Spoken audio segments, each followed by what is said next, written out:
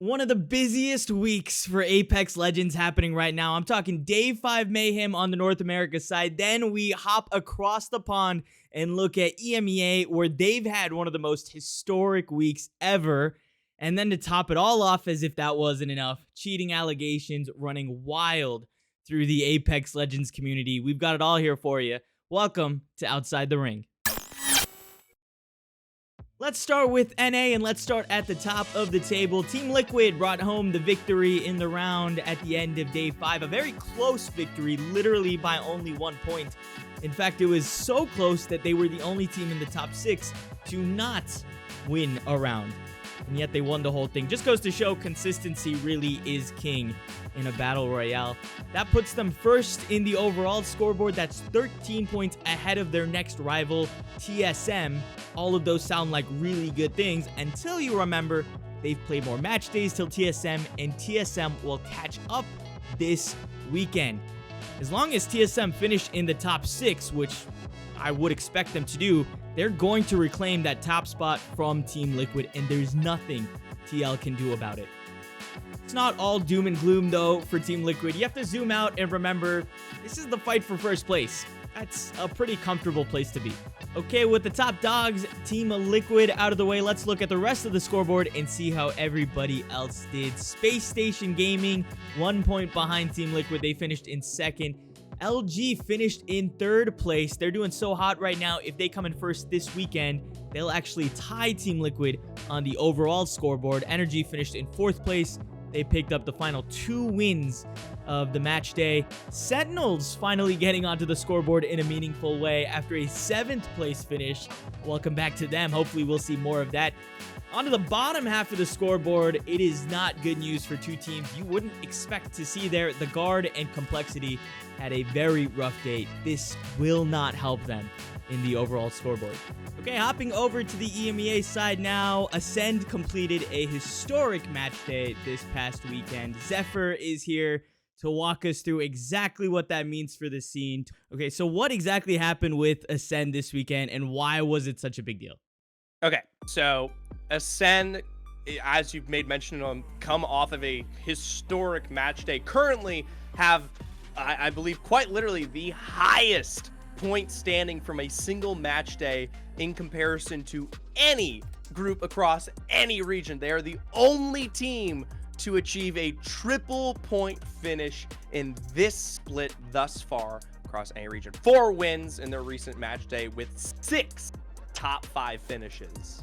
And yeah, 4 wins, 102 total points. So in the overall standings, that puts them in first place with 72 points. But it hasn't exactly been super cut and dry for them in the EMEA region. So is this now evidence that they have what it takes to win it all on that side of the pond? They showed us inklings of this when they went up against Group A versus C last time around. They finished with 90 points. But outside of that, when they go up against the other group, they've kind of meandered around 9th place. At the end of the day, what this shows to me is the fact that Ascend have some of the highest highs. If not, they just have the highest high in ALGS as a whole right now. One of the most explosive rosters when they are in their best foot forward here. And that's important, right? Because we talk about things like match point format coming up and playoffs, right? I mean, they're a team that if they need to secure a win, they've clearly shown that they can do it. So let's zoom out and look at international play. What does this mean for EMEA once we get into those international lands? Are we going to see them on the top step after a performance like this? I think a good reference is you go look at some of the other scrims as well as like the other tournaments like Boom TV's Code Red. Ascend played in that, and they placed 5th up against a bunch of North American teams. They didn't beat out some of the best North Americans, but they were definitely there and competitive. So I won't say EMEA is just going to absolutely obliterate, NA coming into international play, but I definitely think they can easily step toe-to-toe and put up a fight. It'll be exciting to see a multi-way fight for that final step. Let's move over to something a little bit more technical in nature. Cheating allegations. It's the big stuff. Zephyr controversy this week with allegations of teams and players breaking Respawn's terms of service to gain a competitive advantage. Zephyr, those are a lot of big and heavy-weighted words that I'm throwing around here. So what are the allegations implying, and who's involved with this one? Okay. So recently, yesterday, or it's yesterday right now, Raven comes out and starts throwing around some kind of words buzz, saying, they're able to understand some zone information, right? And data mining is a big word that got thrown around a lot. So a lot of pros got all up in arms, sweet, dropped, etc. The concept that teams, obviously TSM Raven, right, are having this extra information to figure out zones and understand what's out there, and they thought obviously that this might not be allowed because it kind of sounds sketchy, right?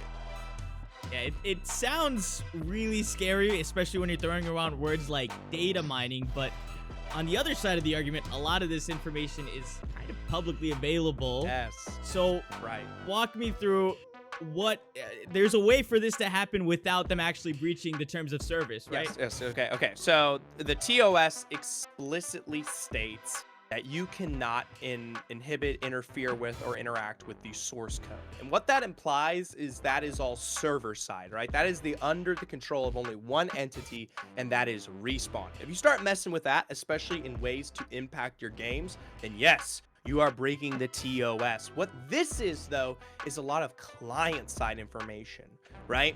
That's of the concept that you are interacting with your own copy of Apex Legends, right?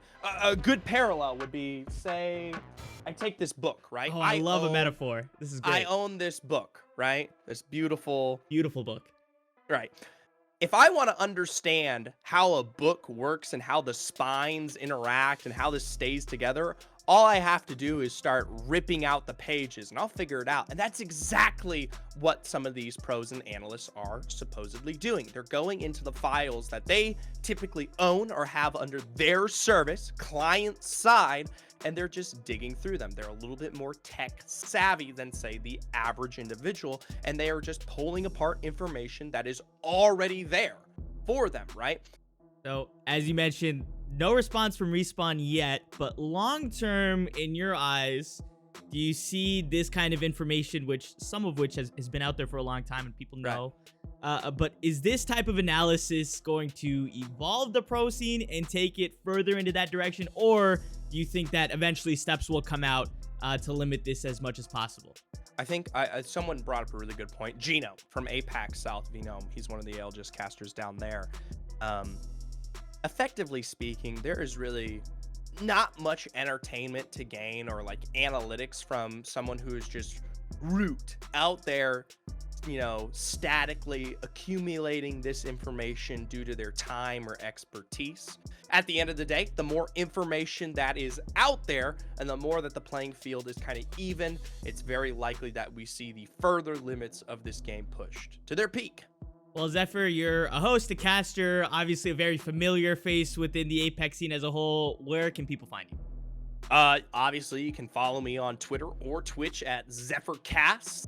And if you're looking for something more direct, obviously, support me anytime on ALGS, covering those games. But I also host a podcast on Thursdays at, I believe, 2:30 p.m. Central Time, and it's called The Hot Zone, where we talk about information like this and more. Well, thanks for your time, brother. Well, that's it for this episode of Outside the Ring. Let me know down in the comments below, what do you think about all of the cheating allegations going on, and which direction do you think Apex Legends should be taking? There's been so much to unpack this week, and the week's not even over yet. Week 6 of ALGS returns Thursday, December 1st. After that, of course, we can look at the overall scoreboard and see how all of the teams fare. That's all for this episode. I'll see you on the next one.